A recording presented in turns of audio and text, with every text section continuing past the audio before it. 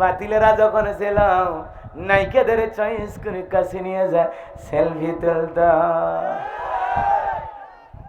কথা কয় না? ওই যে টাকলা মুরা মাইকে ফোন দিল, কল রেকর্ড ফাঁস হয়ে গেল, নেতৃত্ব চলে গেল। কথা কয় না কে? কত নেতা নায়িকাদের সাথে মদের ভাটি জমাইতো। নেতা যদি মদ খায় আর মাতাল যদি জনগণের শাসক হয়, ওই নেতার হাত ধরে জনগণ গন্তব্যস্থান পর্যন্ত পৌঁছাতে পারবে না। কারণ মাতাল যদি ড্রাইভার হয়, গাড়ি যখন তখন খাদে পড়ে জীবন। এই জন্য ওরাও 41 সাল পর্যন্ত যেতে পারল না। বুঝেন? জনগণকে বলে আমি 70 রাকাত তাহাজ্জুদ পড়ি, আবার সিগারেটও টানে।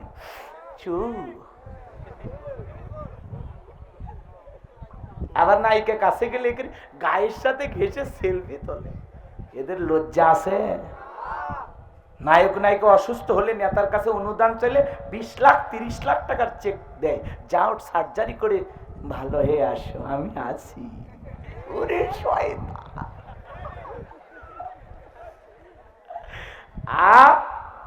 আলেম ওলামা যদি অসুস্থ হয়, কেউ টাকা দিছে? চলচ্চিত্রের কোন অভিনেতা যদি বিশেষ কোন বড় ধরনের রোগে আক্রান্ত হয়, তাদেরকে বিশেষভাবে দান করা হইতো, বিশাল টাকা, 10 লাখ 20 লাখ টাকার চেক দিত। একটা চলচ্চিত্র নির্মাণ করার জন্য বাংলাদেশে তথ্য সম্প্রচার মন্ত্রী যারা ছিল, এরা একটা বরাদ্দ দিত, একটা সিনেমা করতে 60 লাখ 70 লাখ টাকা দিয়ে দিত। এই টাকা ওর বাপের টাকা। কা ওই টাকা ওই জায়গায় দেওয়া লাগবে কেন? সিনেমা বানানোর জন্য কিসের টাকা দেওয়া লাগবে? মসজিদ মাদ্রাসা বানানোর জন্য টাকা চাইলে দেও না, এর কথা কয় না কেন? আর ওরা সিনেমা বানানোর জন্য টাকা দিত, নায়ক নায়িকা অসুস্থ হলে চিকিৎসার টাকা দিত। অসুস্থ মানুষের চিকিৎসা সেবা করা ভালো, অন্য মানুষ করবে।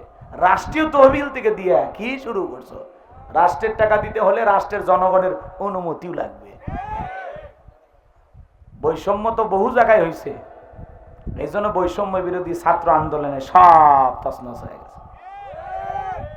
অনেক দল চেষ্টা করেছিল, পারে নাই। আল্লাহ সামান্য ছাত্রদের মাধ্যমে কি বিশাল একটা পতন ঘটাইয়া দিল।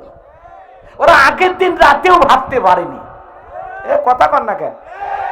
যে জামাত শিবিরকে নিষিদ্ধ করে একটু মানে মাঠে একটু খেলাটা উল্টো দিকে চালাইতে চাইছিল, যে জামাত শিবির নিষিদ্ধ করলে মানে একটা আন্দোলন হবে, তখন জঙ্গি করে সবগুলো গুলি মেরে শেষ করুন। কিন্তু জামাত কি ছিল? চুপচাপ ছিল। নিষিদ্ধ করেছে, আমরা আগের গতিতে কার্যক্রম চালিয়ে যাব।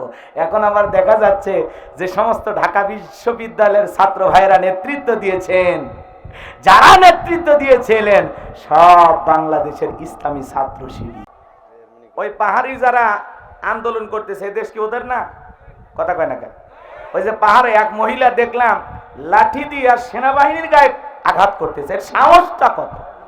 এরা এত সাহস পায় কোথায়? কথা বলে না কেন? আমার আফসোস লাগলো, এই উপজাতি যারা আন্দোলন করতেছে, পাহাড় অঞ্চলে বসবাস করে, এই এলাকার মানুষের এত দুর্দান্ত সাহস। আমি শুনলাম গতকালকের আগের রাত্রিতে একটা অভিযানে একজন সেনাবাহিনীর ভাইকে তারা ছুরির আঘাতে হত্যা করেছে। এত সাহস এদের, সেনাবাহিনীকে পর্যন্ত হত্যা করে। এই মহিলাদের এত সাহস, সেনাবাহিনীর গায়ে লাঠি দিয়ে আঘাত করে। এরা তো সাহস পাইল কোথায়? কথা বলেন না কেন?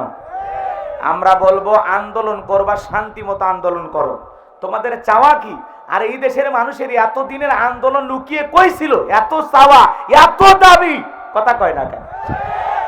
রিকশার সুরতে হাজির, কথা কয় না কেন? কেউ আবার দেখবেন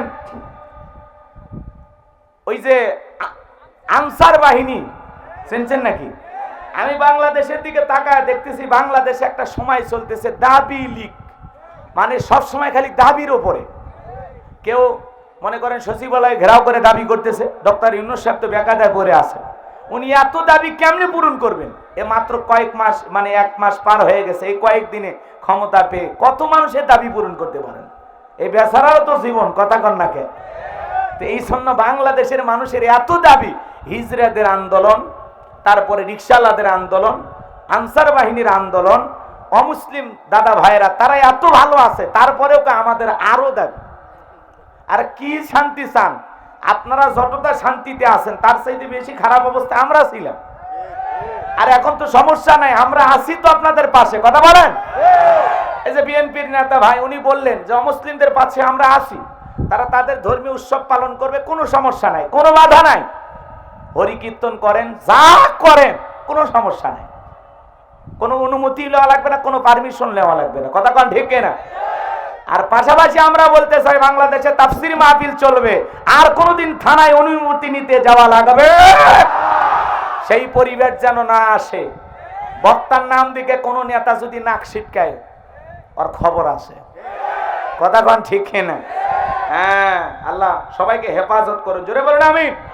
উপজাতি যারা আন্দোলন করতেছেন, পাহাড়ে বসবাস করা আমার প্রিয় ভাইয়েরা, তাদেরকে বলবো দেশের পরিবেশটাকে একটু শান্ত রাখেন, সবকিছু ইনশাআল্লাহ কন্ট্রোলে আবারও আসবে, সবাই নিরাপদে বসবাস করতে পারবেন ইনশাআল্লাহ।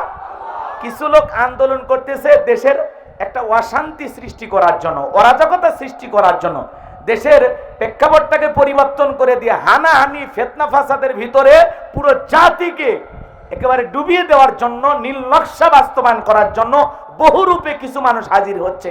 খবরদার, এদের ফাঁদে পা দেয়া যাবে, এদের ফাঁদে পা দেয়া যাবে। কারো গুজাবে কান দেবেন না, কারো বুদ্ধিতে উস্কে যায় মারামারি করবেন না, ঠান্ডা থাকেন। সবাই আমাদের ভাই, মিলেমিশে বসবাস করতে চাই, কথা বলে ঠিক কিনা? সকলের ভালোবাসা নিয়ে নতুন বাংলাদেশ কারা কারা করতে চান দুই হাত তুলে দেখা। লিল্লাহে তাকবীর। দল মত নির্বিশেষে, ধর্ম বর্ণ নির্বিশেষে আমরা সবাই মিলেমিশে বসবাস করব ইনশাআল্লাহ। সকল মানুষের নিরাপত্তা নিশ্চিত করা হবে, এই সমাজে ন্যায় বিচার কায়েম করা হবে, আর কোনোদিন জুলুম হবে, আর কোন স্বৈরাচারী জালেমের জন্ম বাংলাদেশে হোক আমরা কেউ চাই। আল্লাহ এদেশকে জালেম স্বৈরাচার মুক্ত বানায় দেন, জোরে বলেন আমিন। এদিক খেয়াল করেন, একটা পর্যন্ত যদি আমাকে সময় দেন মোটামুটি আমার চলবে ইনশাআল্লাহ। একটা পর্যন্ত কারা কারা ধৈর্য নিয়ে বসে থাকবেন না তারা হাত তোলেন। আর একটা পর্যন্ত কারা কারা একটু কষ্ট হলে বসে থাকবেন দুই হাত তুলে বলেন ইনশাআল্লাহ। আর একটু জোরে বলেন ইনশাআল্লাহ। মাঝে মাঝে হাত তুলিনি কারা, দেখেন তো অন্য গ্রুপের 2-4 জন আছে নাকি? সবাই হাত তুলছে? সবাই কোরআনের পক্ষে আছেন তো ইনশাআল্লাহ? কোরআনের কথা শুনতে রাজি তো ইনশাআল্লাহ? হাত নামান। এই যে ওয়াদা দিলেন, ওয়াদা ভঙ্গ করা কিসের লক্ষণ? মুনাফিকের লক্ষণ। এই ওয়াজও তো আপনারা মুখস্থ, মাশাআল্লাহ, আপনারা আসলেই চালাক। তো এই দিক খেয়াল করেন, আর কোনো ভূমিকা নাই। এখন আমি সরাসরি আল্লাহর কোরআন থেকে আলোচনায় যেতে চাই। তাহলে আপনাদের ওয়াদা ঠিক থাকবে তো ইনশাআল্লাহ? কিন্তু আমার একটা কথা মনে রাখেন, যেই মুরব্বীর বয়স 70 পার হয়ে গেছে, লঙ্গি মাকার সম্ভাবনা আছে, সেই চাচার ছুটি। এছাড়া কোনো যুবক যদি পেশাব করার নাম করে ওঠে, টাইনে ধরে বসাবেন। যুবকের পেশাব লাগবে রংপুর, পেশাব করবি যা ঢাকা, ওটা হলো পুরুষ। 1 ঘন্টা পেশাব আটকাইতে পারে না, ওটা পুরুষ। যদি কোনো ছেলে উঠে যাওয়ার ছবি মোবাইলে তুলে রাখবেন, মেয়েকে বিধবা বানায় রাখবেন, তা ওইরকম অসুস্থ ছেলের সাথে বিয়ে দেবেন না। কারণ ওর সাথে বিয়ে দেওয়া আর হিজড়ের সাথে বিয়ে দেওয়া একই কথা। এজন্য কোনো যুবক যেন পেশাব করার নাম করে না ওঠে, এটা আপনারা খেয়াল রাখবেন।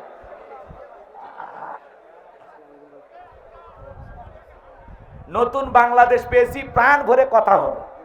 এখন আর কানের কাছে কেউ এসে বলবে না হুজুর এইটা বললেন না ওইটা বলেন না, জাগা মতো পিটন শুরু হবে। আচ্ছা, এদিক খেয়াল করেন, আর কোনো কথা নয়। আমি কথা বলবো পবিত্র কোরআনুল কারীমের 66 নম্বর সূরা। কত নাম্বার? একটু আমার সাথে কথা বলবেন, তাহলে আমি কথা বলে মজা পাবো। পারবেন তো ইনশাআল্লাহ?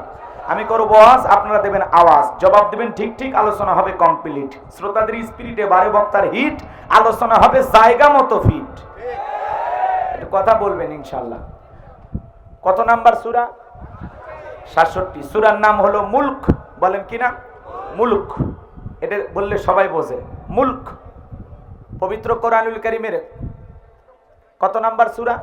66। সূরার নাম মুলক। মোট আয়াত আছে 30টি, রুকু আছে 2টি। জোরে বলেন কয়টি? 2টি। বিশ্বনবীর মক্কার জিন্দেগিতে এই সূরাটি নাজিল হয়েছেন। হিজরতের পূর্বে যে সূরাগুলো নাজিল হয়েছে এই সূরাগুলোকে মাক্কি সূরা বলা হয়, আর হিজরতের পরে যে সূরাগুলো নাজিল হয়েছে এই সূরাগুলোকে মাদানী সূরা বলা হয়। বলেন আল্লাহু আকবার। 29 নাম্বার পারার প্রথম সূরা, আর কোরআনুল কারীমের 66 নাম্বার সূরা। আর মুলক মানে কি? সার্বভৌমত্ব, কর্তৃত্ব, রাজত্ব, পাওয়ার, ক্ষমতা। বলেন আল্লাহু আকবার। খুব মনোযোগ দিয়ে কথাগুলো শুনবেন, প্রাণ ভরে আলোচনা করব ইনশাআল্লাহ। স্বাধীন বাংলাদেশে মুক্ত কণ্ঠে আল্লাহর কোরআনের গান গেয়ে যেতে চায়। শুনতে রাজি আছেন তো ইনশাআল্লাহ? কোনো নড়াচড়া ওঠা বসা করা যাবে না। মুরব্বী, মুরব্বী কইলি যুবকেরা হাসে। এই যে মুরব্বী, জুতা নিয়ে উঠেন না, জুতে রাইখা যান। চাচা ওঠা বসা কেন করতেছেন? মুরব্বী, চাচি কি মিস কল দিছে? ঠিক আছে, বয়স্ক মানুষ যাক, ওঠা বসা কইরেন না, একটু ধৈর্য নিয়ে বসেন, পরিবেশটাকে সুন্দর রাখেন। যুবকেরা এখন সবাই মুরব্বী হয়ে গেছে। এখন বন্ধু বান্ধবকে ডাকলে এ মুরব্বী, মুরব্বী এদিকে আস, কি যে পাইছে মজা। আচ্ছা হোক, তোমরা মজা নিয়ে থাকো, তাতে আমাদের আপত্তি নেই। সম্মানিত ভাইরা আমার, সূরার নাম মুলক। মোট আয়াত 30টি, রুকু আছে 2টি। কোরআনুল কারীমের 66 নাম্বার সূরা, 29 নাম্বার পারার প্রথম সূরা। জবান ছেড়ে সবাই আল্লাহর কোরআন শোনার জন্য এসেছেন, মহাব্বতে একটু আমার সাথে তিলাওয়াত করুন। আউযু বিল্লাহি মিনাশ শাইতানির রাজীম। বিসমিল্লাহির রাহমানির রহিম। বিতাড়িত মোর্দার শয়তানের কাছ থেকে আল্লাহ পাকের কাছে আশ্রয় প্রার্থনা চাচ্ছি। পরম করুণাময় সীম দয়ালু আল্লাহ তাআলার নামে শুরু করছি। আমরা যে কোনো কাজ শুরু করব কার নামে? আরো জোরে বলেন। আল্লাহর নামে কাজ শুরু করলে বরকত আছে না নাই? আমরা আল্লাহর কোরআন সামনে নিয়ে বসেছি, কোরআন থেকে কথা শুনবো, আমরা কোরআন থেকে কথা বলবো ইনশাআল্লাহ। আর কোরআনের কথাগুলো শুনলে লাভ না ক্ষতি? লাভটা কি আমার আল্লাহ জানায়া দিলেন।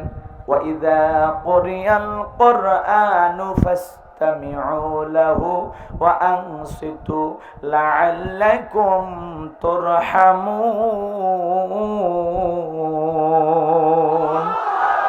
সূরা আরাফ আয়াত নাম্বার 204। আমার আল্লাহ রাব্বুল আলামিন জানায়া দিলেন, তোমাদের সামনে যখন কোরআন পাঠ করা হয়, কোরআনের আলোচনা করা হয়, চুপ করে কান লাগিয়ে মনোযোগ সহকারে কোরআনের কথাগুলো শ্রবণ করো। যারা চুপচাপ কোরআনুল কারীমের কথাগুলো শ্রবণ করবে, আমার আল্লাহ রাব্বুল আলামিন আসমান থেকে তাদের উপরে আল্লাহর রহমত বৃষ্টির মতো নাজিল করবেন। বলুন সুবহানাল্লাহ। তাহলে কোরআনের কথা শুনলে লাভ না ক্ষতি? আল্লাহ রাব্বুল আলামিন বলেন, ওয়াযাক্কির ফাইন্নায-যিকরা তানফাউল মুমিনিন। সূরা জারিয়ার 55 নাম্বার আয়াত আল্লাহ রাব্বুল আলামিন জানায়া দিলেন, যারা আমার মুমিন বান্দা তাদের সামনে যখন কোরআন ওয়াজ করা হয়, কোরআন থেকে উপদেশ দেওয়া হয়, এই কথাগুলো শোনার পরে আমার মুমিন বান্দাদের উপকারে আসবে। বলুন সুবহানাল্লাহ। কোরআন শুনলে কার উপকার? মুমিনদের উপকার। কথা বলেন ঠিক কি না? একটু মনোযোগ দিয়ে কথাগুলো শুনবেন। কোরআন থেকে কথা বললে আপনাদের কি কোনো সমস্যা আছে? এই কোরআনের মধ্যে কোনো মিথ্যা আছে? কোনো ভেজাল আছে? থাকবে কি করে? কিতাবটি নাজিল করেছেন কে? আল্লাহ রাব্বুল আলামিন বলেন, যালিকাল কিতাবু লা রাইবা ফীহি। আমার আল্লাহ রাব্বুল আলামিন বলেন, এটি এমন একটি কিতাব যেই কিতাবের মধ্যে কোনো সন্দেহ নাই, কোনো সংশয় নাই, কোনো মিথ্যা নাই, কোনো ধোঁকা নাই। There is no doubt. বলুন আল্লাহু আকবার। হুদাল্লিল মুত্তাকিন, মুত্তাকি বান্দাদের জন্য গাইডলাইন হিসাবে, পথ প্রদর্শক হিসাবে আসমান থেকে কিতাবটি নাজিল করেছেন কে? সেই মহাগ্রন্থ কোরআনুল কারীম থেকে আলোচনা হবে। শুনতে রাজি আছেন তো ইনশাআল্লাহ? তাহলে সূরার নাম মুলক, মনে থাকবে তো ইনশাআল্লাহ? যারা পারেন তিলাওয়াত করতে পারেন, আমার সাথে একটু মহব্বতে পড়ুন, একটু মেহেরবানি করে। যারা পারেন আমার সাথে মহব্বতে পড়ুন। তাবারাকাল্লাযী বিয়াদিহিল মুলকু ওয়া হুয়া আলা কুল্লি শাইইন কাদির।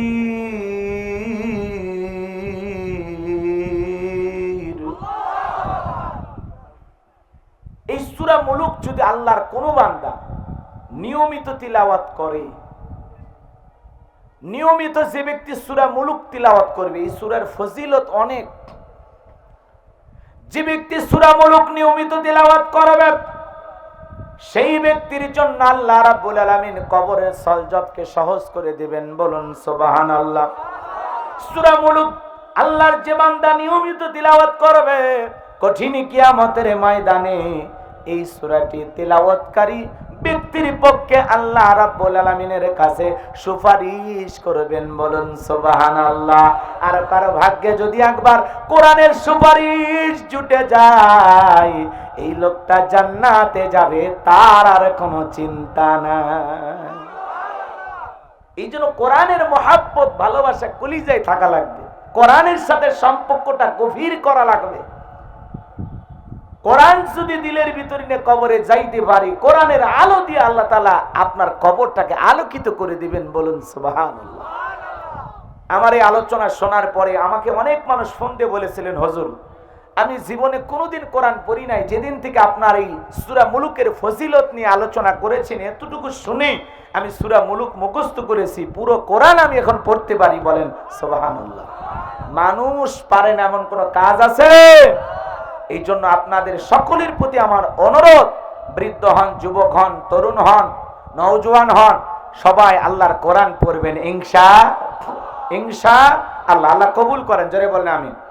সম্মানিত ভাইয়েরা আমার আল্লাহ রাব্বুল আলামিন বলেন, তাবারাকাল্লাযী বিয়াদিহিল মুলকু ওয়া হুয়া আলা কুল্লি শাইইন কাদির। মহামান্বিত সেই সত্তা যার হাতে সর্বময় কর্তৃত্ব, রাজত্ব, পাওয়ার ক্ষমতা, তিনি হলেন সর্ববিষয়ে শক্তিবান। তাহলে সকল কিছুর ক্ষমতার একমাত্র মালিক কে? লিল্লাহি মুলকুস সামাওয়াতি ওয়া মা ফিল আরদ। আল্লাহু আকবার বলেন। আসমান জমিনের একচ্ছত্র মালিকানা কার? একটু জোরে বলেন, সকল ক্ষমতার একমাত্র মালিক কে? জমিনে ক্ষমতা চলবে কার? আসমানে ক্ষমতা চলবে কার? আল্লাহর চাইতে বড় ক্ষমতাধর পৃথিবীতে আর কেউ আছে?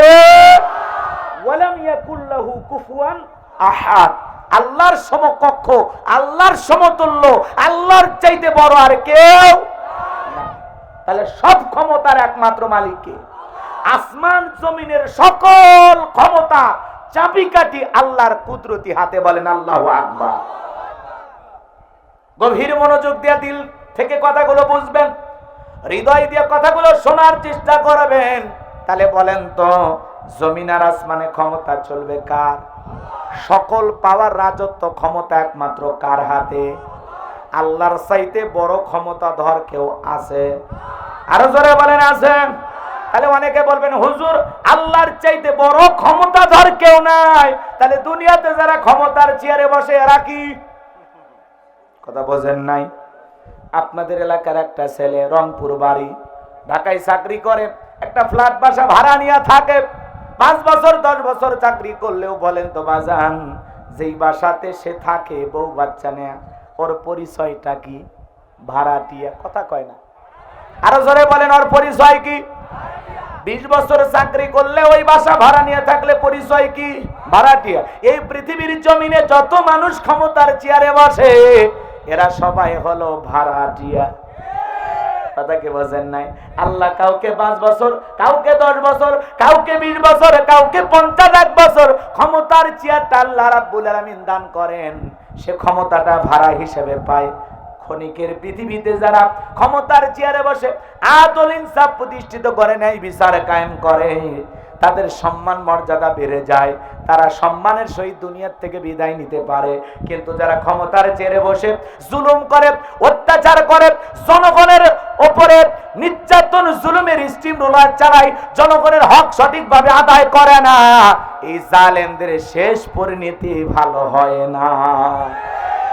এই দুনিয়ার জমিনে আল্লাহ রাব্বুল আলামিন অনেক মানুষকে পাওয়ার, রাজত্ব দান করে। কথা বলেন ঠিক কি না?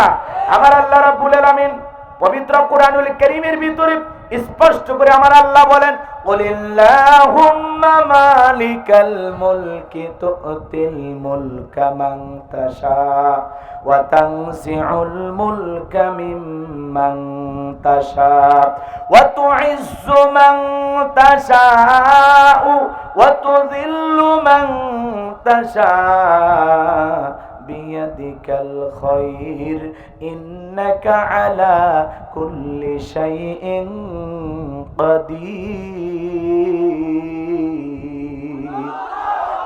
সূরা আলে ইমরানের 26 নম্বর আয়াত আল্লাহ রাব্বুল আলামিন জানায়া দিলেন, রাজত্ব দেওয়ার মালিক আমি আল্লাহ, ক্ষমতা দেওয়ার মালিক কে? কথা কয় না। ক্ষমতার চেয়ারে বসানোর মালিক কে? আল্লাহ বলতেছেন রাজত্ব দেওয়ার মালিক আমি আল্লাহ, আবার রাজত্ব কেড়ে নেওয়ার মালিকও আমি আল্লাহ। সম্মানিত করার মালিক আমি আল্লাহ, লাঞ্ছিত করার মালিক আমি আল্লাহ। সকল কল্যাণের চাবিকাঠি আমি আল্লাহর হাতে। সব বিষয়ের উপরে শক্তিবান তিনি কে?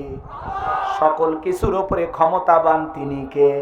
তাহলে এই জায়গায় ভালো করে বুঝবেন, ক্ষমতায় বসাইলেই যে লোকটাকে সম্মান দেওয়া হলো এমনটা নয়।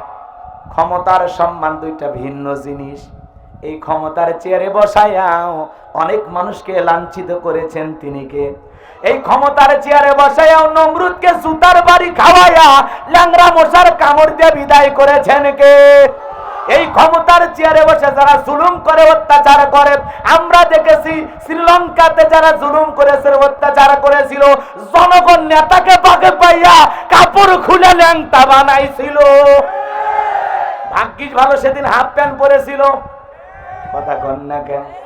এই জন্য বাজান, যারা জুলুম করে, অত্যাচার করে, এক সময় হয় তারা কাপড় খুলে পালায়, আর না হলে জনগণ ঘুমায়, ওরা বিমানে চলে যায়। কথা বোঝেন নাই? রাগ করেছেন মনে হয়। এই জন্য চেয়ার দেওয়ার মালিক আল্লাহ, কেড়ে নেওয়ার মালিক আল্লাহ। সেই জন্য আল্লাহ বলতেছেন ক্ষমতার দেওয়ার মালিক আমি আল্লাহ, আবার কেড়ে নেওয়ার মালিকও আমি আল্লাহ। আল্লাহ জালেমদের ছেড়ে দেয়। ক্ষমতার রাজপ্রাসাদ দেওয়ার পরে, রাজত্ব দেওয়ার পরে বিশাল বিশাল ক্ষমতা ধরে এই পৃথিবীর জমিন আল্লাহ তাআলা পাঠিয়েছিলেন। এ বাজান গো আমার, এর মধ্যে 4 জনকে আল্লাহ পুরো পৃথিবীর রাজত্ব দিয়েছিলেন। কয়জন? আরে পুরো পৃথিবীর ক্ষমতা তো দূরের কথা, ছোটখাটো পাতি নেতার গরম এলাকায় থাকা যাইতো না। ওদের গরমে বাসের ঝাড়ে ঘুমাইতে হইতো, ধান খেতে ঘুমাইতে হইতো। নেতার এত গরম ছিল, কয় তুই আমাকে চিনিস? আমি অমুক নেতার আপন খালাতো বোন, তার ছোট মেয়ে বিয়ে করেছি, কি হাইব্রিড পরিচয়। কথা কোন ঠিক কিনা? ওদের জ্বালা যন্ত্রণায় জীবন শেষ হয়ে গেছে। কিছুই বলার ছিল না। বা জানবো আমার সামনের দিকে যায়, মন খারাপ করবেন না। এরকম একটা পাতি নেতা ছিল বিশ্ব নবীর জামানায়, এর নাম ছিল মহাবীর আমর। নবীজি যখন হিজরত করে মদিনায় চলে গেলেন, মদিনায় যাওয়ার পরে বিশ্ব নবী আপন গতিতে কালেমার দাওয়াত, ইসলামের প্রচার প্রসার করতে লাগলেন। সুবহানাল্লাহ বলেন। কিন্তু মক্কার কাফেরদের ঘুম নাই, না জানি রাসূল মদিনায় যায় কি করে, টেনশনে পড়ে গেছে। আর বেশি টেনশনে ছিল এই মহাবীর আমর। এ ছিল একটা গোত্রীয় লিডার, দলপতি। মনে করেন আমাদের সমাজে যেরকম মন্ডল মাতাব্বর থাকে, চেয়ারম্যান মেম্বার থাকে, ওই সমাজে ছিল গোত্রীয় দলপতি, গোত্রীয় লিডার। কথা কি বুঝতে পারছেন? এর নাম ছিল কি? মহাবীর আমর। এ প্রতিমার সামনে দাঁড়ায় লাত উজ্জা দেব দেবী, সরস্বতী, রাধা কৃষ্ণ, ভগবতী এগুলোর সামনে দাঁড়ায়া প্রতিজ্ঞা করতেছে, যতক্ষণ আব্দুল্লাহর বেটা মুহাম্মদ সাল্লাল্লাহু আলাইহি সাল্লামের দেহ থেকে কাল্লামে ফেলাইতে পারবো, ততক্ষণ পর্যন্ত আমি এক ফোঁটা পানিও পান করব না। জোরে কোন নাউজুবিল্লাহ। চিন্তা করছেন? রসুলের কাল্লা না ফেলানো পর্যন্ত এক ফোঁটা পানিও পান করবে না। এই শপথ প্রতিমার সামনে দাঁড়ায় করেছে। একটু চিৎকার মেরে বলেন নাউজুবিল্লাহ। আমার নবীজির কাল্লা কেন নিতে চায়? আমার রসুলকে আর পাকা ধানে মই দিয়েছে? এর বাড়িতে চুরি করতে গেছে? হ্যাঁ, ব্যক্তিগত কোনো বিরোধ আছে? নাই। রসুল আকরাম সাল্লাল্লাহু আলাইহি ওয়াসাল্লাম কালেমার দাওয়াত দেয়, ইসলামের প্রচার প্রসার করে, তাওহীদের কথা বলেন, আল্লাহর পথে মানুষকে দাওয়াত দেন। এটাই কাফেরদের সহ্য হইতো। আজও যখন আপনি হকের পথে মানুষকে আহ্বান করবেন, এক শ্রেণীর মানুষ আপনাকে ভালো চোখে দেখবে, তারপরে হক কথা বলাই লাগবে, অবস্থা যেমনই হোক। কথা কয় না কে? ভালো করে বোঝার চেষ্টা করবেন। প্রতিমার সামনে শপথ গ্রহণ করলেন, আব্দুল্লাহর বেটা মুহাম্মদ সাল্লাল্লাহু আলাইহি সাল্লামের দেহ থেকে কাল্লা আলাদা না করা পর্যন্ত আমি এক ফোঁটা পানিও পান করব না। এই স্লোগান দিয়া সাঙ্গ পাঙ্গ নিয়ে মদিনার পথে রওনা করলেন। আল্লাহর হাবিবের কানে আল্লাহ রাব্বুল আলামিন খবর পৌঁছায় দিলেন, ও নবী, মক্কার মহাবীর আমর আপনার মাথা নেওয়ার জন্য রওনা করেছে। এখন নবীজি টেনশনে পড়ে গেলেন, কি করা যায়? সাহাবায়ে কেরামদেরকে বলতেছেন, আমার সাহাবীরা মক্কার মহাবীর আমর প্রতিমার সামনে দ্বারা শপথ গ্রহণ করেছে, আমার কাল্লা নেওয়ার জন্য রওনা করেছে মদিনার পথে। তোমরাই বলো কি করা যায়? হযরত ওসমান রাদিয়াল্লাহু তাআলা নরম সাহাবী ডেকে বলেন, আল্লাহ রাসূল, আপনি আল্লাহর এত বড় পয়গাম্বার, আল্লাহর কাছে দোয়া করেন ওই আমর আপনার কাছে পৌঁছার আগে ওর হাত পা যেন প্যারালাইজ হয়ে যায়, আপনার কাছ পর্যন্ত যেন না পৌঁছাইতে পারে। নবীজি ওসমানের কথা শুনে হাত তুলে দোয়া করা শুরু করলেন। আল্লাহকে ডেকে বলেন, আল্লাহ, ওই মহাবীর আমর আমার কাছে পৌঁছার আগে ওর হাত পা, শুধু এতটুকু বলেছেন। আসমান থেকে আল্লাহ ডেকে বলে, জিবরাইল, আর করিস না দেরি, তাড়াতাড়ি আমি আল্লাহ পাক শুধুমাত্র দুই হাত দোয়া করার জন্য দেই নাই, মাঝে মাঝে জালেম আর বেঈমানদের সাইজ করার জন্য ওই দুই হাতে লাঠিও তুলে নেওয়া লাগবে।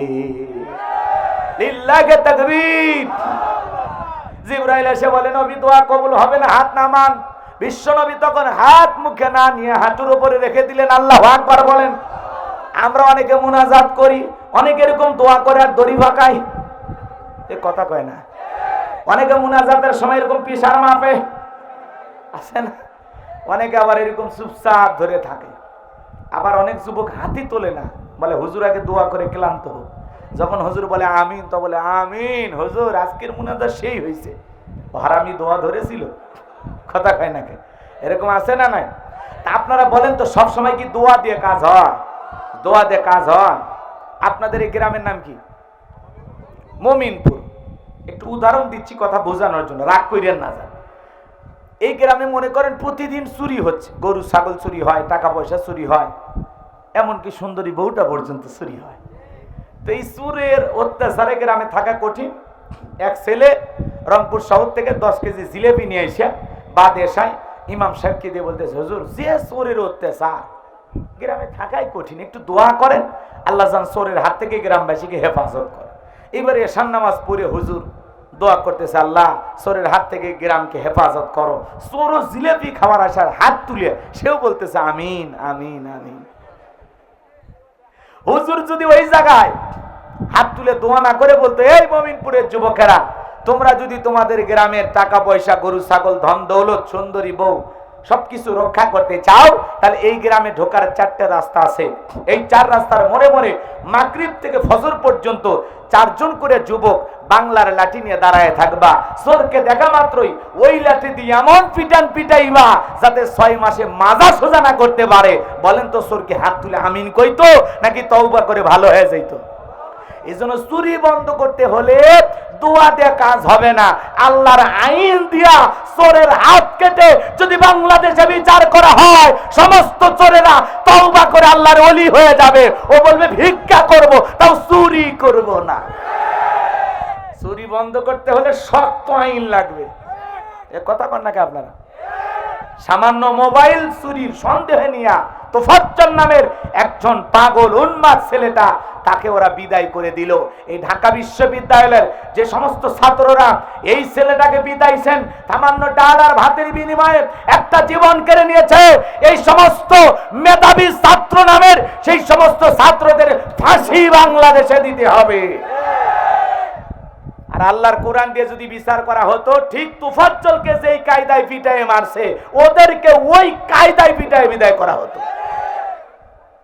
এত বড় সাহস! সামান্য মোবাইল চুরিয়ার অজুহাতে এই ছেলেটা, যে ছেলেটা মা হারিয়েছে, বাবা হারিয়েছে, ভাই হারিয়েছে, একটা ইয়েতিম ছেলে, আহারি, সেই ছেলেটাকে সামান্য ভাত খাওয়াইয়া, ডিবি হারুনের ভাতের হোটেল থেকে মানুষ জীবিত ফেরত আসতো। আরে ঢাকা বিশ্ববিদ্যালয়ের ছাত্রদের হোটেল থেকে তোফাজ্জল নামের একটা পাগল জীবিত ফেরত আসলো না। যারা এই ছেলেটাকে পিটাইয়া অমানসিক নির্যাতন চালাইয়া এই বর্বর হত্যাকাণ্ডের ঘটনা ঘটাইছে, এদের বিচার বাংলাদেশে করতে হবে। আব্রাহার ফাহাদকে ওরা পিটিয়েছিল, ওরা সোনার ছেলে ছিল। এরা যারা পিটিয়েছে এরা কারা? এই বিচার বহির্ভূত হত্যাকাণ্ড বাংলাদেশে চলতে পারে? কেউ চুরি করেছে থানায় দাও, চুরি করেছে কিনা প্রমাণই হয় নাই। একটা উন্মাদ ছেলে, যে ছেলেটা কয়েকদিন আগে আন্দোলন করেছিল যে কালেমা পড়ে কি সুন্দর কইরা, আরে পাগল একটা ছেলে, দেখেই বোঝা যায়, চেহারা দেখে মায়া লাগে। এই ছেলেটাকে কেমনে মারলো এরা? কথা বলেন না কেন? কেমনে মারলো? একটা উন্মাদ ছেলে, পাগল ছেলে, আরে কেমনে মারলো? যার মা নাই, বাবা নাই, ভাই নাই, বউটা পর্যন্ত নাই, মেধাবী, পাগল, শিক্ষিত একটা ছেলে। আরে সম্মানিত ভাইয়েরা আমার, কষ্ট হচ্ছে আপনাদের? এই ছেলেটাকে দেখে বিশ্বাস করেন মনে হয় আপন ভাইয়ের মতো লাগে, এত মায়া লাগে আমার। ওর চেহারাটা ভাসে যখন, ছেলেটা দেখলাম ওর মনে হয় ওর বাবা বা ওর আত্মীয় স্বজন কেউ মারা গেছে। আমি একটা ভিডিওতে কয়েকটা ছবি দেখলাম, সেই ছেলেটা কবর খুঁড়তেছে, আরে বাঁশ কাটতেছে, আরে কি সুন্দর কবরে মাপ দিতেছে, দেখে মায়া লাগতো। ছেলেটা খুবই ভালো ছিল, কালেমা পড়তেছে, লা ইলাহা ইল্লাল্লাহু মুহাম্মাদুর রাসূলুল্লাহ সাল্লাল্লাহু আলাইহি সাল্লাম। সাংবাদিকদেরকে বলতেছে একমাত্র বিশ্ব মানবতা মুক্তির দূত, একমাত্র নেতা আমার রাসূল। আল্লাহু আকবার বলে। এই ছেলেটা বলতেছে, এই ছেলেটা, আমি পাগল হয়ে গেলাম। বলতেছে আমরা এই দেশে ন্যায় বিচার কায়েম করব। কি সুন্দর করে কথা বলতেছে, দেখে মায়া লাগতেছিল। কথা বলেন ঠিক কিনা? এই ছেলেটাকে যারা পিটিয়ে মেরেছে এদের বিচার হওয়ার দরকার আছে না নাই? তাছাড়া আবার এরকম নতুন করে কাউরে পিটাইয়া, একজন পাগল ছেলেকে পিটাইয়া মারছে যারা মেরেছে, মোবাইল চুরির সন্দেহ। এক ছেলেকে যার মোবাইল হারাছে ওরে বলা হলো কেন পিটাইলা? কয় আবেগে পিটাইছি। কথা কয় না? একটা আবেগে পিটাও। তোমরা শিক্ষিত ছেলে পেলে ঢাকা বিশ্ববিদ্যালয়ে পড়াশোনা করো, তোমাদের আবেগের যদি অবস্থা হয় তোমরা এই জাতির কিভাবে নেতৃত্ব দিবা? এ কথা বলেন না কেন আপনারা? আমার ভাইয়েরা, এই ছেলেটাকে দেখার পরে অন্তরটা ফেটে গেছে। একটা টিকটক ভিডিওর মধ্যে দেখলাম ওর চাচার কাঁধে ধরে বলতেছে, চাচা আমি যদি মারা যাই আমার কবর কই দিবেন? বলে তোর মা বাবা যেখানে আছে তোর কবরটা আমি সেভাবে সেই জায়গায় দেব। পাগল ছেলে চাচাকে বলতেছে, চাচা তুমি একটা গান গাও। চাচা এবার গান গাইতেছে, আমি একটা জিন্দা লাশ, কাটিস না রে জংলার বাস। এইভাবে চাচা গান গাইতেছে, ভাতিজা শুনতেছে। আবার ওই চাচা যখন বন্ধ করতেছে, এই পাগল উন্মাদ ছেলেটা বলতেছে, আমি একটা জিন্দা লাশ, কাটিস না রে জংলার বাস। এই কথা বলে ছেলেটা গান গাইতেছে। আবেগে কতটা উন্মাদ পাগল ছিল।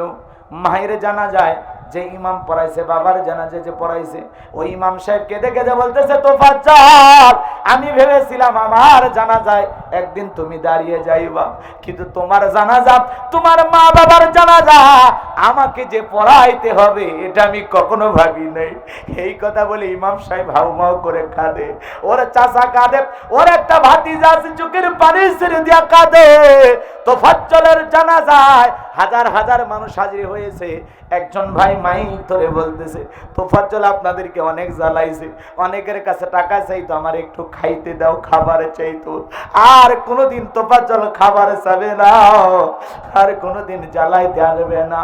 আল্লাহর কাছে দোয়া করি, আল্লাহ এই ছেলেটা মারা গেছে গো মালিক, এই তোফাজ্জল নামের ছেলেটাকে তুমি জান্নাতের ভিতরে জায়গা করে দিও।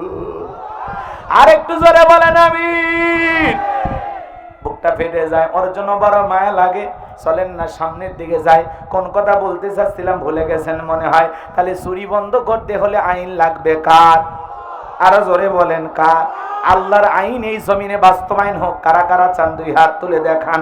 লিল্লাহে তাকবীর। আমার ভাইয়েরা, এজন্য সব জায়গায় দোয়া দিয়ে কাজ হয় না। জিবরাইল এসে বলে, নবী দোয়া কবুল হবে না গো নবী, আপনি আপনার সাহাবাই গ্রামদের মধ্যে ঘোষণা করেন, তাদের মধ্যে এমন কেউ কি আছে যে আমরের সাথে সরাসরি মোকাবেলা করবে? নবী আমার সাহাবীদেরকে ডেকে বলেন, ও আমার সাহাবীরা, আমর আমার মাথা নেওয়ার জন্য রওনা করেছে, আল্লাহ দোয়া কবুল করে নাই। তোমাদের মধ্যে এমন কেউ কে আসো যে আমরের সাথে মোকাবেলা করবা? কোন সাহাবী দাঁড়ায় না, হযরত আলী দাঁড়িয়ে গেলে। নবীজি ডেকে বলে, আলী তুমি ছোট মানুষ, না বুঝে কেন দাঁড়াইছো? তুমি কি জানো রে আলী? এ আলী তুমি কি জানো ওই মক্কার মহাবীর আমর এক বেলা খাবার খায় 21 কেজি 3.5 মণ ওজনে তরবারি নিয়ে যুদ্ধ করে, এত বড় বীরের সামনে তুমি কেমনে যাইবা? বসো। হযরত আলী বসে বললেন। আবার নবীজি বললেন, আমার সাহাবীরা কেউ কি আসো আমরের মোকাবেলা করবা? আবারও হযরত আলী দাঁড়িয়ে গেছেন। নবী ডেকে বলে, আলী বসো। তৃতীয়বার যখন বলেছেন কেউ কি আসো আমরের মোকাবেলা করবা, আবারও হযরত আলী দাঁড়িয়েছেন। নবী দুইটা হাত বাড়া বলে, আলী আয় আয় আমার বুকের ভিতরে আয়। এই কথা বলে বিশ্বনবী হযরত আলীকে বুকের সঙ্গে জড়ায় নিল। আর ডেকে বলে, আলী রে তোর জানি কি মায়া দয়া নাই, এত বড় বীরের সামনে যাইতে চাস? হযরত আলী ডেকে বলে, নবী আপনার মাথা নেওয়ার জন্য যে আমর রওনা করেছে, একবার শুধু আমাকে দোয়া করে ছেড়ে দেন। আমার ভিতরের ঈমান বলতেছে আপনার চেহারা দেখার আগে ওকে আমি জমিন থেকে বিদায় করে দেব। লিল্লাহে তাকবীর। ঈমানের একটা পাওয়ার থাকার দরকার আছে না নাই? যে ঈমান প্রয়োজনে জ্বলে ওঠে না, যে ঈমান সত্য ন্যায়ের কথা বলে না, যে ঈমান অন্তরে নাই, যে ঈমান অন্তরে নাই, মুখে ফোটায় কথার কলি, কিভাবে তারে বলো ঈমান বলি? কিভাবে তারে বলো ঈমান বলি? যে ঈমান প্রয়োজনে জ্বলে ওঠে না, যে ঈমান সত্য ন্যায়ের কথা বলে না। আমার হাবা বলে ঈমানের একটা আলাদা পাওয়ার স্পিড থাকার দরকার আছে না নাই? যে ঈমানের আগুনে বাতিলকে জ্বালিয়ে পুড়িয়ে শেষ করে দেব, পাওয়ার থাকা লাগে। ঘুমাইন না, জেগে ওঠেন। নতুন দেশ গড়তে হবে, কথা কয় না? করবেন না? জি, কিন্তু সচেতন থাকা লাগবে। ওই ব্রাহ্মণবাড়িয়ার লোকের মতো পাগল হলে চলবে না। এই ব্রাহ্মণবাড়িয়া জেলায় মাঝে মাঝে দেখবেন খালি মারামারি, খালি মারামারি, কথা কয় না? এই বাংলাদেশের সবচেয়ে মারামারি হয় এই জেলায়। এরা যে কি ভাইছে, ওই দেশে একদিন ওই এলাকায় যাওয়া লাগবে। গোপালগঞ্জ ঠান্ডা হয়ে গেছে, ওরা সেনাবাহিনীর গাড়িতে আগুন লেগে দিয়েছিল, রাতের বেলায় যায় পিঠায় আব্বা ডাকাইছে, কথা কন ঠিক কেন? বাংলাদেশের সেনাবাহিনীর গায়ে হাত দাও, তোমাদের সাহস তো কম না, কথা কয় না কেন? যাই হোক, কথা বিরক্ত হইতেছেন, মাঝে মাঝে এদিক ওদিক যায়, একটু মন খারাপ যেন করেন না, আবার লাইন মতো চলে আসবে। কি করবেন, একটু বলা লাগবে, মানে মনের ভিতরে অনেক কথা জমে আছে, কথা কন ঠিক কিনা? চলেন, কষ্ট হচ্ছে আপনাদের? আমার ভাইয়েরা যে কথা বলতে চাচ্ছিলাম, গভীর মনোযোগ দিয়ে শুনবেন। আমার নবী ডেকে বলে, আলী খালি হাতে দোয়া করলে চলবে না। ওসমান তোমার বাড়িতে কি তরবারি আছে? হযরত ওসমান ডেকে বলে, নবী আমার বাড়িতে একটা তরবারি আছে 27 ইঞ্চি লম্বা, জোরে কোন মারহাবা। এখন তো তরবারির কথা শুনলেই বলতো জঙ্গি, এ কথা কয় না কেন? এই জঙ্গির নাটক বাংলাদেশে ছিল কিনা?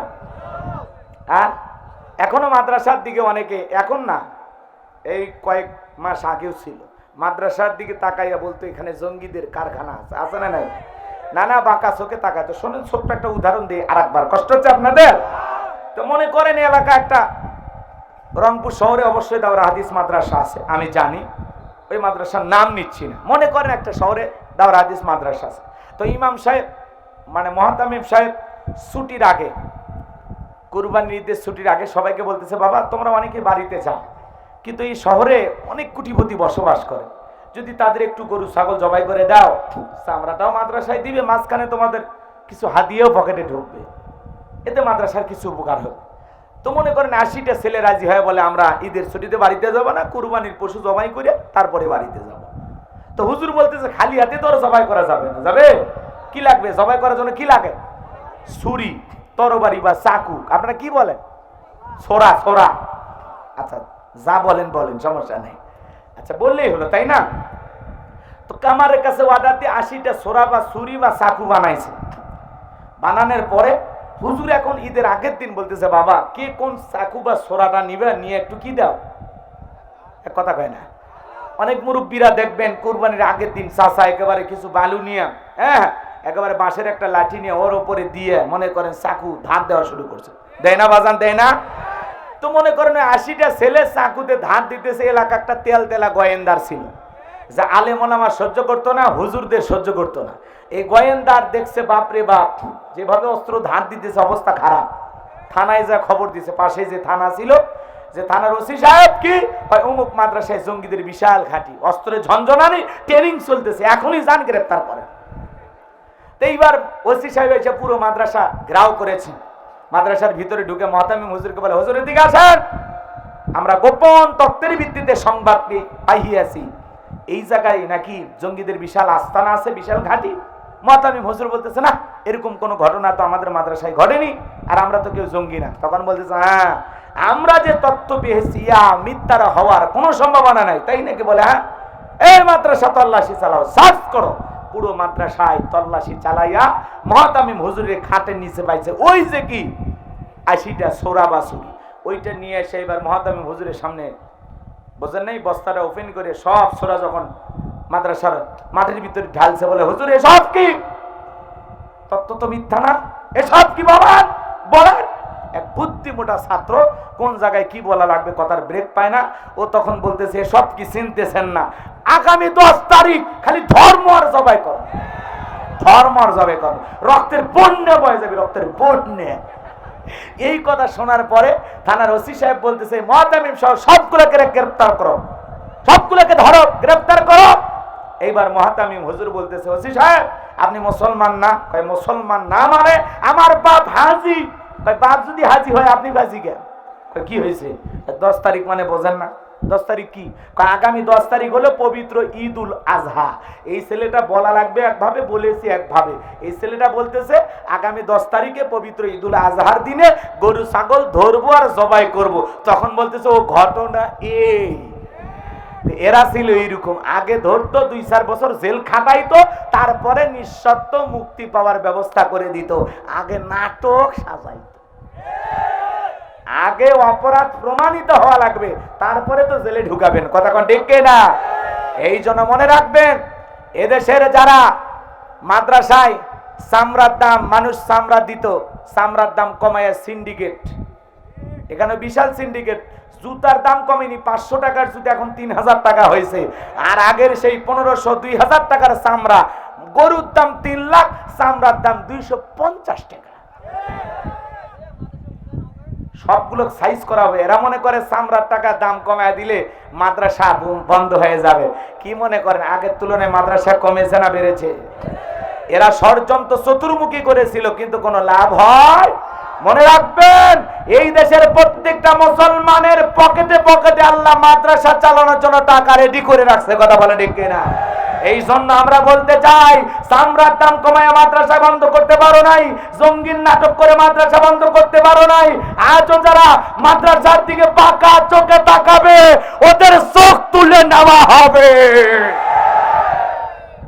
দাঁত ভাঙা জবাব দেওয়া লাগবে। বাঁকা চোখে তাকানোর দিন শেষ।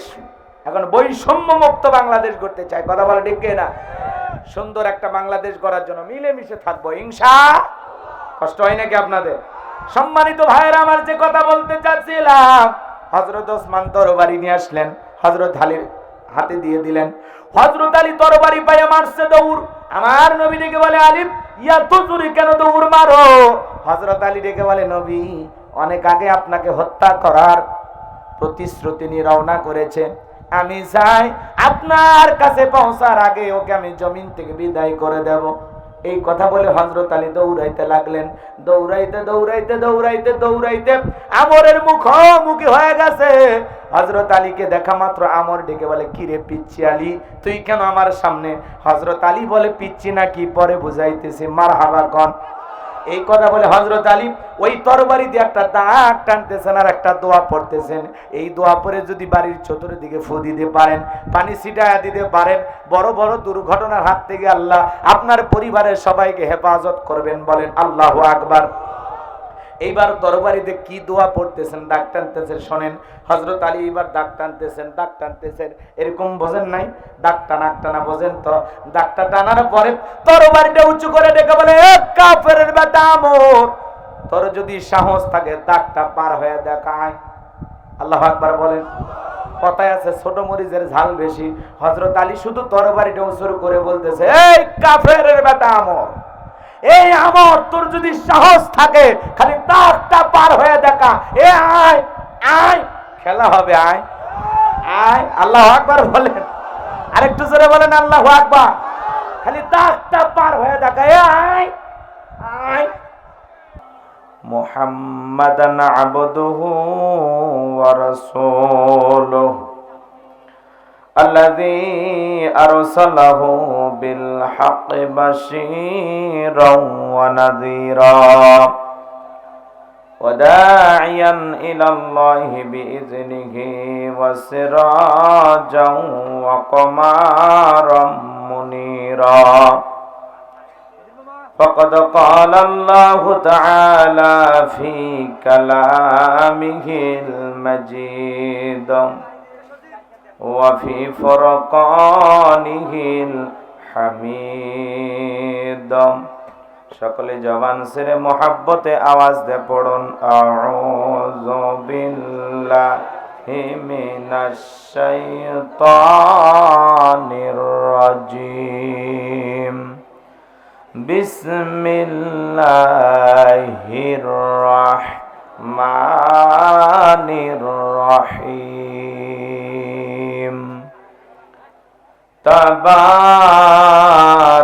তাবারাকাল্লাযী বিয়াদিহিল মুলকু ওয়া হুয়া আলা কুল্লি শাইইন কাদির।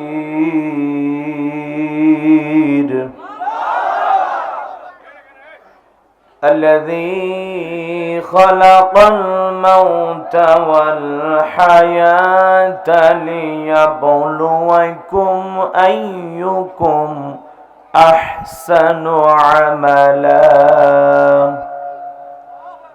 وهو العزيز الغفور।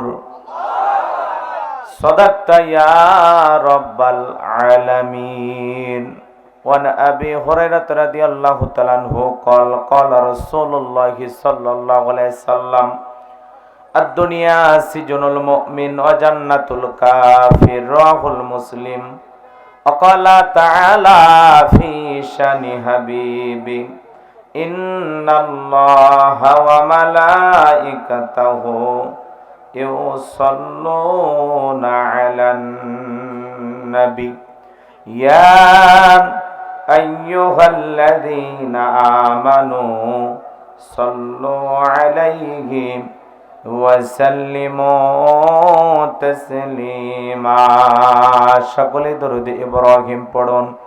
اللهم صل على محمد وعلى آل محمد كما صليت على إبراهيم وعلى آل إبراهيم إنك حميد مجيد।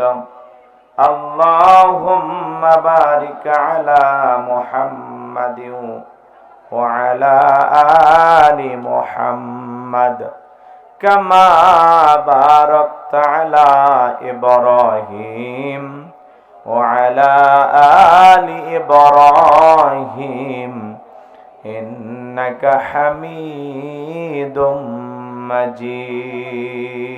مجيد।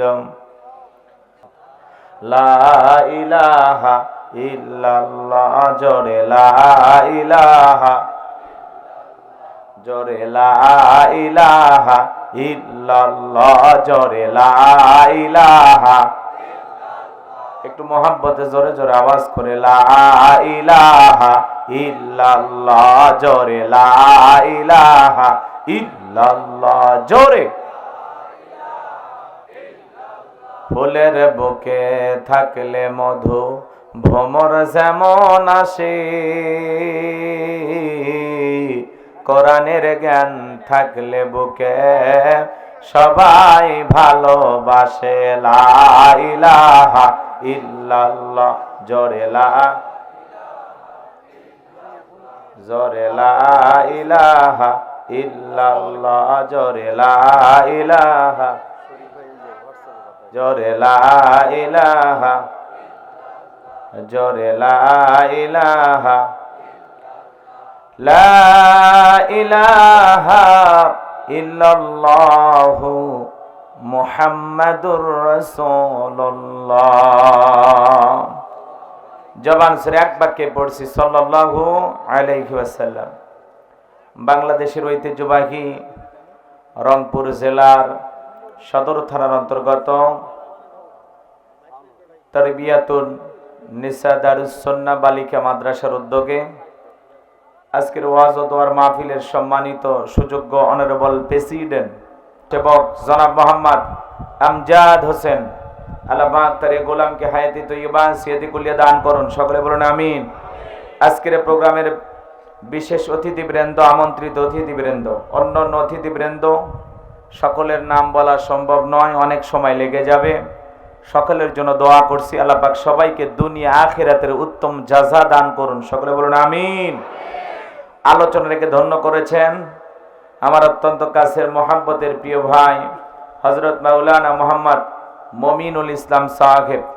আল্লাহ পাক তার গোলামের কণ্ঠ দ্বীনের জন্য, ইসলামের জন্য, কোরআনের খেদমতের জন্য কবুল করুন, সকলে বলুন আমিন।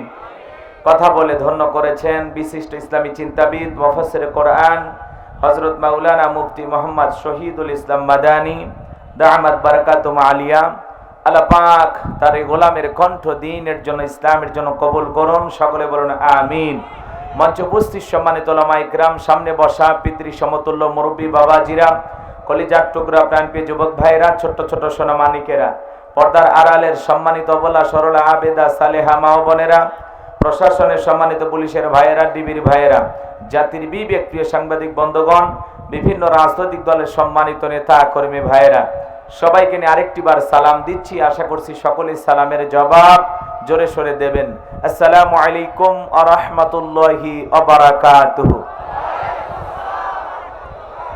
আমরা শুকরিয়া আদায় করতেছি সেই মহান রবের দরবারে যে আল্লাহ পাক সুবহানাহু ওয়া তাআলা অত্যন্ত দয়া করে, করুণা করে, মায়া করে, মহব্বত করে, ভালোবেসে, পছন্দ করে অত্র এলাকা থেকে গণে গণে গণান্বিত করে, যাচাই বাছাই করে শুধুমাত্র কেবলমাত্র কোরআনুল কারীমের মহব্বতে আজকের মাহফিলে আসার বসার সুযোগ দান করেছেন।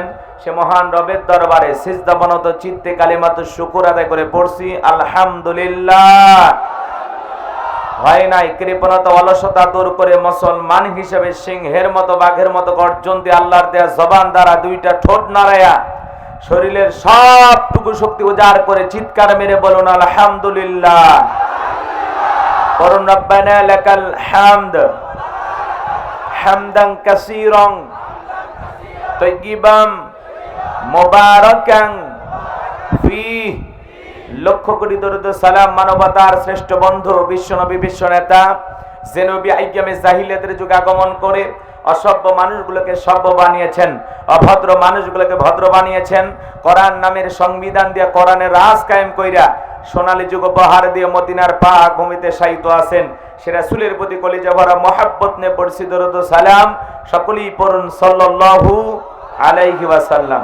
সম্মানিত ভাইরা, আজকের প্রোগ্রামে আসতে পেরে, বসতে পেরে আপনারা খুশি না বেজার? কারা কারা বেজার দুই হাত তুলে দেখান। আলহামদুলিল্লাহ। রংপুরের মানুষ অনেক চালাক হয়ে গেছে, অনেক চালাক, অনেক জায়গায় তাও ঝোঁকে তালে দুই একজন উঠায়। আলহামদুলিল্লাহ। শ্রোতা যদি চালাক হয় ওয়াজ করে শান্তি পাওয়া যায়, কইতে কলিকাতা বুঝে নাই।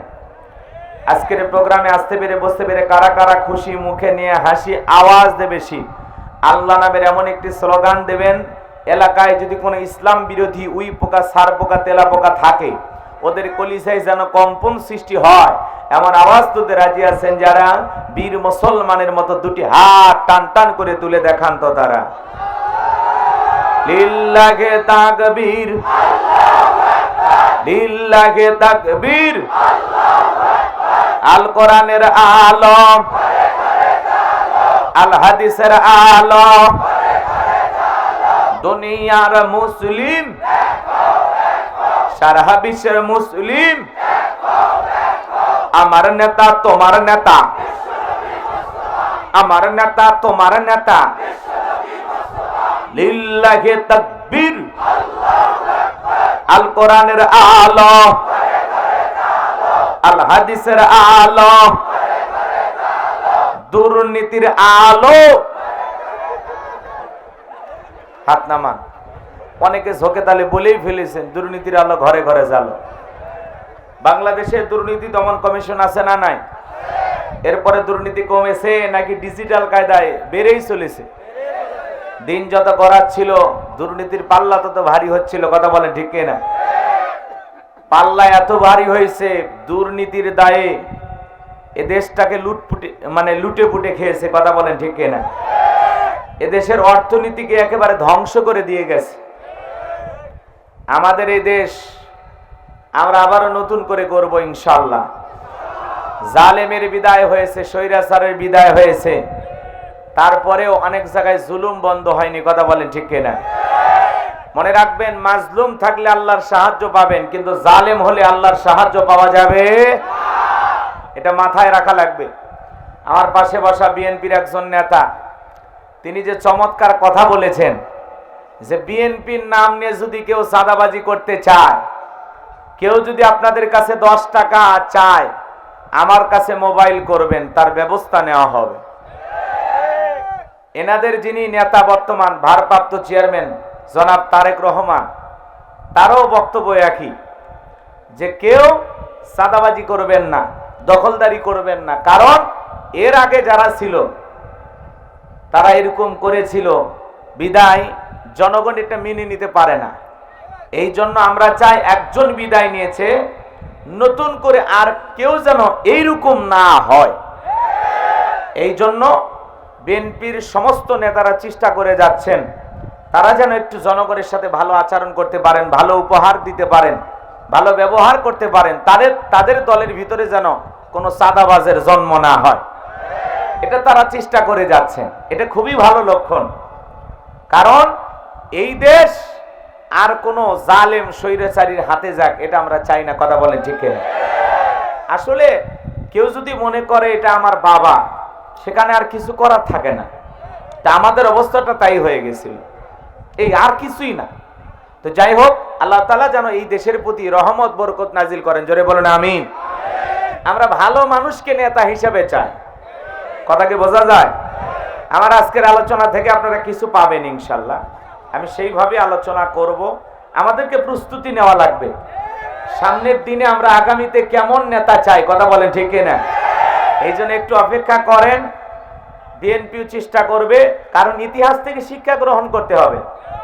তাছাড়া জালেম যত বছরই টিকে থাক, এক সময় তার শেষ পরিণতি পরাজয়, তাকে বরণ করতেই হবে। কথা বলেন ঠিক কিনা? রান্না করা ভাত খাওয়ার ভাগ্যে জোটে নাই। যারা 15-16 বছর রাজত্ব কায়েম করেছিল, একটা ঘন্টা জাতির উদ্দেশ্যে একটু কয়েক মিনিট ভাষণ দিতে চেয়েছিল, সেটাও ভাগ্যে জোটে নাই। কথা বলে ঠিক কিনা? তিনি আবার মাঝে মাঝে বলতেছেন, আমি দেশের কাছে আছি, ফোনালা ফাঁস হয়, চট করে ঢুকে পড়ব। আসেন, আপনার অপেক্ষায় আমরা পথ চেয়ে আছি। কথা বলেন ঠিক কিনা? আপনি আসেন। আপনি কেন যাবেন? এদেশ আপনার বাবা, এদেশ আপনার স্বামীর, এদেশের আপনি নাগরিক। আমরা আপনাকে দেখতে চাই আবারও বাংলাদেশে। কথা বলে ঠিক কিনা? আসেন। কি হবে? রাগ করতেছেন নাকি আপনারা?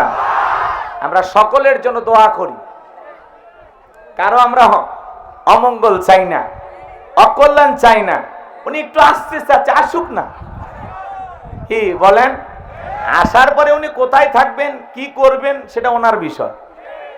কথা কয় না কেন? যত মামলা হইছে, উনি দেশে আসে না। এগুলো একটু ঝাঁকি দিচ্ছে, কিছু বের করার চেষ্টা করতেছে, যে দেখি তো আমার মহাব্বতের কিছু মানুষ যদি একটু আন্দোলন করে, একটু জেগে ওঠে। কথা বুঝছেন নাই? এই জন্য আপনারা কারো গুজবে কান দেবেন না। অনেকে আবার বলতেছে 26 তারিখে বাংলাদেশে কিছু একটা হবে। কি হবে মিয়া? কার থেকে কি শোনেন আপনারা?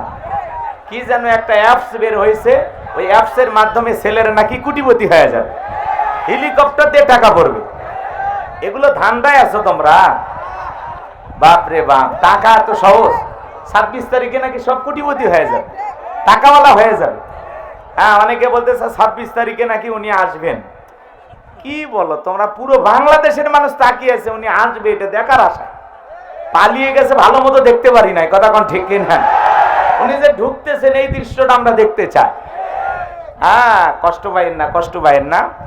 আবার অনেকে মন খারাপ করবেন না, সব দলের লোক আপনারা থাকতে পারেন, কিন্তু মনে রাখবেন আমরা হিংসার রাজনীতি চাই না, আমরা মহাব্বত আর ভালোবাসার রাজনীতি দেখতে চাই। যারা জুলুম করেছে, অত্যাচার করেছে, টেন্ডারবাজি করেছে, চাঁদাবাজি করেছে, দেশের টাকা বিদেশে পাচার করেছে, ঋণের পাহাড় সমপরিমাণ বোঝা বাংলার মানুষের ঘাড়ে চাপায় দিয়ে যারা পালিয়ে গেছে, তাদের সাথে দেশের মানুষের কোনো সম্পর্ক থাকতে পারে না। এই জন্য আমরা বলতে চাই, যুগে যুগে জালেমদের শেষ পরিণতি পরাজয় হয়েছে। আমরা যদি প্রকৃত মুমিন হই, বিজয় আমাদের আসবে ইনশাআল্লাহ।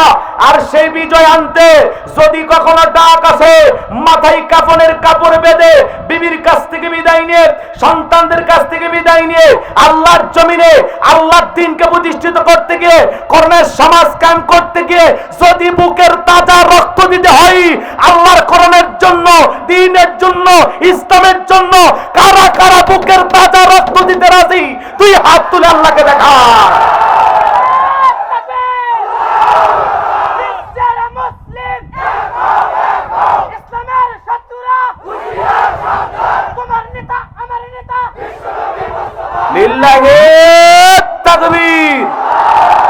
টান টান করে তোলেন, হাত সোজা করেন। ওই যে মাঝে মাঝে ব্যাকা করে তুলেছেন, 2 হাত সোজা করার শক্তি নাই। আপনি পুরুষ মানুষ, 2 টিম ভিটামিন ক্যালসিয়াম মাঝে মাঝে কিনে খাবেন, একেবারে দুর্বল হলে চলতে পারবেন না। হাত সোজা করেন, সোজা করেন, একটা তাকবীর দেন, লিল্লাহি তাকবীর। আর টান টান করে তুলে থাকেন। আমার আল্লাহ রাব্বুল আলামিন বলেন, ইন্নাল্লাহা আশতারা মিনাল মুমিনিনা আনফুসাহুম ওয়া আমওয়ালাহুম বিআন্না লাহুমুল জান্নাহ। সূরা তাওবার 111 নম্বর আয়াতে আল্লাহ পাক জানিয়ে দিলেন, নিশ্চয়ই মুমিন বান্দাদের জান মাল আমি আল্লাহ ক্রয় করে নিয়েছি, বিনিময়ে দেব জান্নাত। বলুন সুবহানাল্লাহ। তাহলে বলেন তো, আপনার আমার জীবনের মালিক কে? আপনার আমার সম্পদের মালিক কে? এ রংপুরের যুবকেরা ভালো করে বলো তো, এই জীবনের মালিক কে? প্রেম করবার প্রেমিকাকে ডায়লগ দিবা, এ জীবন তোমার, তুমি শুধু আমার। ওরে হাইব্রিড যুবক, এই জীবনের মালিক কে? আপনার আমার সম্পদের মালিক কে? আল্লাহর দেয়া জীবন, আল্লাহর দেয়া সম্পদ আল্লাহর পথে খরচ করতে রাজি আছেন তো মুসলমান? রাজি আছেন তো ইনশাআল্লাহ? রাজি আছেন তো ইনশাআল্লাহ? বাম হাত নামান, শুধু ডান হাত তুলে রাখেন, শুধু ডান হাত। আল্লাহ রাব্বুল আলামিন বলেন, ইল্লা আসহাবাল ইয়ামিন ফি জান্নাতিন ইয়াতাসাআলুন। ডানপন্থী যারা জান্নাতের বাগানে থাকবে তারা, ডানপন্থী যারা আল্লাহর প্রিয় তারা। বলেন আল্লাহু আকবার। কোনো কথা হবে না। কিছুক্ষণ আগেই বলেন হুজুর জীবন দিতে রাজি, রক্ত দিতে রাজি। আপাতত জীবন রক্তর দুইটার কোনোটাই দেয়া লাগবে না। ডান হাতটা পকেটের ভিতর ঢুকে দিয়া যে যা পারেন, যতটুকু পারেন এই মাদ্রাসার জন্য, এই মাহফিলের জন্য প্রাণ ভরে দান করবেন। সোজা ডান হাত নিজের পকেটে দেন, আমিও দিচ্ছি। অন্য কারো পকেটে হাত দিয়ে পকেটের বলে মার খেয়েন না। সবাই পকেটে হাত দেন। ছেলে পেলে যারা আছো, স্বেচ্ছাসেবক যারা আছো, ব্যাগ নিয়ে, রুমাল নিয়ে, চাদর নিয়ে, যার কাছে যা আছে তাই নিয়ে মাঠে নামো, খেলা হবে, খেলা হবে। সবাই পকেটে হাত দেন, সবাই পকেটে হাত দেন, আমিও দিচ্ছি। দেন, সবাই পকেটে হাত দেন, সবাই পকেটে হাত দেন। যে যা পারেন, যতটুকু পারেন আল্লাহর রাস্তায় প্রাণ ভরে দান করবেন। আল্লাহ সবাইকে দান করে তৌফিক দান করুন। জোরে বলুন আমিন। সবাই পকেটে হাত দেন। 10, 20, 50, 200, 100, 500, 2000, 5000, 10,000, 1 লাখ, 2 লাখ, যে যা পারেন আল্লাহর রাস্তায় পকেটে হাত দেন, টাকা বের করে দেন। খবরদার কেউ যেন আবার বিড়ি মেজ দিন না। 2014 সালে ওয়াজ করতে গেছিলাম, এই যে তারাগঞ্জ, কালেকশন চলতেছিল। একজন ব্যাগের ভিতর দিয়েছিল 2 প্যাকেট বিড়ি, দিয়ে লেগে দিয়েছে 1 প্যাকেট মাহফিল কমিটির আর 1 প্যাকেট বক্তা। কত বড় দুষ্ট, চিন্তা করেন। এরকম দুষ্টমি করা যাবে না। সবাই পকেটে হাত দিয়ে আল্লাহর রাস্তায় টাকা বের করে দেন। আল্লাহ সবাইকে দান করে তৌফিক দান করে। জোরে বলেন আমিন। মহিলা প্যান্ডেল থাকলে আমার মা বোন যারা বসে আছেন, মা আপনারা প্রাণ ভরে দান করবেন। মা বোনদেরকে আল্লাহ বেশি করে দান করে তৌফিক দান করুন। এলাকার গণ্যমান্য ব্যক্তিবর্গ যারা আছেন 2, 4, 5, 10 হাজার 1, 2 লাখ দেবেন, আমার হাতে দেন। মাশাআল্লাহ। পৃষ্ঠপোষক জনাব মোহাম্মদ শরীফুল ইসলাম শরীফ ভাই, নগদে 10,000 না? এত কম কে? প্রতিটা মাহফিলে দেয় না? জনগণ ভালোবাসে আলহামদুলিল্লাহ। জনাব শরীফুল ইসলাম শরীফ ভাই, বিশিষ্ট আইনজীবী, আল্লাহর গোলাম, নগদ 5,000 টাকা। জোরে বলেন মারহাবা। লিল্লাহি তাকবীর। আল্লাহ তাআলা তোমার গোলামের দানটা কবুল করো, বরদানে শামিল করো। এই দান আসলে লক্ষ লক্ষ টাকার মালিক বানায় দাও, দুনিয়া আখিরাতে ইজ্জত সম্মান বাড়ায় দাও। দান করেছে 5,000 টাকা, দুনিয়া আখিরাতের এই কোনো ঠেকা, মরার পরে রাসূলের সাথে একই জান্নাতি করে দিও দেখা। টাকার রংগুলো বড় ভালো, অন্তরে জ্বালায় দাও কোরআনের আলো। জোরে বলেন মারহাবা। আসেন আসেন দরদিরা আমার, দিয়া দন বজে মন, কেড়ে নিতে কতক্ষণ। নদীর একল ভাঙে অকল করে, এই তো নদীর খেলা। সকালবেলা টাকাওয়ালা তুই, ফকিরি সন্ধ্যাবেলা। যে যা পারেন আমি মুসাফিরের হাতে 10, 20, 50, 200, 100, 500 যে যা পারেন মেহেরবানি করে দেন। 500 টাকা, 1000 টাকা কার কাছে আছে বাজান, পকেটে হাত দেন। আমি মুসাফির, দিল থেকে দোয়া করে দেব, আল্লাহ যেন বিশ্ব নবীর সাথে একই জান্নাতে কবুল করেন। জোরে বলেন আমিন। নবীর সাথে জান্নাতে যাওয়ার আশায় এই সিরাতের মাস, বিশ্বনবীর ওফাতের মাস, বিশ্বনবী মুহাম্মদ রাসূলুল্লাহ সাল্লাল্লাহু আলাইহি সাল্লাম এই রবিউল আউয়াল মাসেই জন্মগ্রহণ করেছেন। এই মাসেই তিনি বিদায় নিয়েছিলেন। এই মাসে নবীর মহব্বত আর ভালোবাসায়, নবীর কোন প্রেমিক আছেন গো, কোন আশিক রাসূল আছেন, রাসূলের মহব্বত আর ভালোবাসায় 500 টাকা আমি অদমের হাতে দেবেন, 1,000 টাকা আমি গুনাহগারের হাতে দেবেন। আমি দিল থেকে দোয়া করে দেব, আল্লাহ যেন রাসূলের সাথে একই জান্নাতে কবুল করেন। জোরে বলেন আমিন। কে আছেন ভাই? আসেন, একটু পকেটে হাত দেন। 500 টাকা, 1000 টাকা বড় মনে করিয়েন না। মুসাফিরের দোয়া নেন, আমি দোয়া করে দেবো ইনশাআল্লাহ, রাসূলের সাথে আল্লাহ যেন একই জান্নাতে কবুল করেন। জোরে বলেন আমিন। নবীর পাগল কে আছেন দেখি তো? 500 টাকা, 1000 টাকার মহব্বত করিয়েন না। টাকা আছে, আজ আছে, কাল থাকবে না। সব টাকা রেখে দুনিয়া থেকে বিদায় নিয়ে যেতে হবে। কথা বলেন ঠিক না? এই যে সালমান এফ রহমান, দরবেশ হাজার হাজার কোটি টাকা, দেশের টাকা বিদেশে পাচার করেছে। ওরও একটা অডিও কল রেকর্ড ফাঁস হয়েছে, আবল তাবল বলতেছে। কথা কোন ঠিক কিনা? এরা বহুমুখী ষড়যন্ত্র করেছিল। এদের যতই অডিও ভিডিও ফাঁস হোক, কিন্তু আমরা যেটা দেখেছিলাম, কি সুন্দর দাড়ি, আহারে কি সুন্দর টুপি, হ্যাঁ, পালাইতে গিয়া রসুলের সুন্নতি দাড়ি কেটে দরবেশকে ভণ্ড ভণ্ড লাগে। কথা বলে ঠিক কিনা? হাই রে, এই দাড়ি জনগণের সামনে ব্যবহার করতো। কথা বলেন ঠিক কিনা? এই জন্য এদের 70 রাকাত তাহাজ্জুদ বলেন আর ফজর বলেন, কোরআন তিলাওয়াত বলেন, যা ছিল সব জনগণের সাথে একটা তামাশা করতো। কথা বলেন ঠিক কিনা? এরা প্রকৃত পক্ষে আল্লাহওয়ালা থাকলে এরা কখনো জনগণের বুকে গুলি চালাইতে পারতো? আবু সাইদকে এরা শহীদ করতে পারতো? মুগ্ধকে গুলি মারতে পারতো? আমরা অনেক ভিডিও দেখেছি উত্তরাতে, হারে দেখেননি আপনারা? পাখির মতো গুলি করে মানুষ মারছে। শাহজাদা ভাই 1000 টাকা। জোরে বলেন মারহাবা। হাই রব্বুল আলামিন, শাহজাদা ভাই তার জন্য দোয়া না করে কেমনে বাড়িতে যায়? নগদে দান করেছেন 1000 টাকা।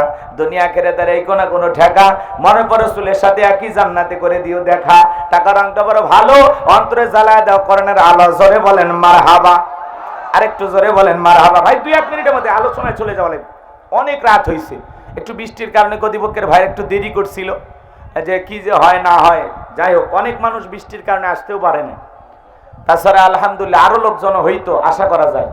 তো আর কথা না বাড়াই, ছেলে পেলে গেছে প্যান্ডেলের ভিতরে। আপনারা যে যা পারেন, মাদ্রাসার বাচ্চারা গেছে, একটু প্রাণ ভরে দেবেন বাজান। 10 লাখ একের বোঝা আমি মুসাফির হাত পেতেছি।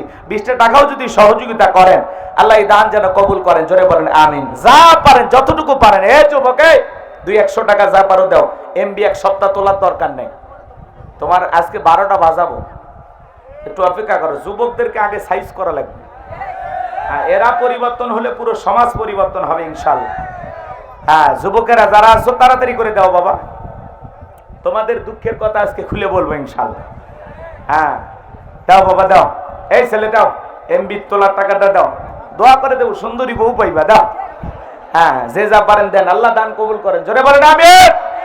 ছেলে পেলে কালেকশন করতেছে, টাকাগুলো মঞ্চে নিয়ে আসবেন। মা বোনদের ভিতরে যারা কালেকশন করতেছেন, মা বোন যারা বসেছেন, মা আপনারা প্রাণ ভরে দান করবেন। আর একজন ভাই নগদ 100 টাকা। জোরে বলেন মারহাবা। আর একজন বড় ভাই তার জন্য দোয়া না করে কেমনে গাইবান্ধায় যায়, নগদে 500 টাকা জোরে বলেন মারহাবা। রব্বুল আলামিন দানটা কবুল করেন, বড় দান করেন। এই দান আসলে লক্ষ লক্ষ টাকার মালিক বানায় দেন। বিশ্ব নবীর সাথে আল্লাহ কি জান্নাতে কবুল করেন, জোরে বলেন আমিন। লা ইলাহা। গোলাম রব্বানি ভাই আমার মিতা, মাশাআল্লাহ। গোলাম রব্বানি আমার নামে নাম, বাপের বেটার মতো করছে একখান কাম, নগদ 500 টাকা জোরে বলেন মারহাবা। গোলাম রব্বানির হায়াত বাড়ায় দেন, জিন্দেগির গুনাহগুলো মাফ করে দেন, তার পরিবারের উপর খাস রহমত বরকত নাজিল করেন, জোরে বলেন আমিন। আর একজন ভাই নগদ 100 তার বাড়িতে বসায় দাও রহমতের বাক্স, বড়দানে কবুল করে নাম। এই দানে সুলে করে কোটি কোটি টাকার মালিক বানায় দাও, দুনিয়া আখিরাতে ইজ্জত সম্মান বাড়ায় দাও, জোরে বলেন আমিন। লা ইলাহা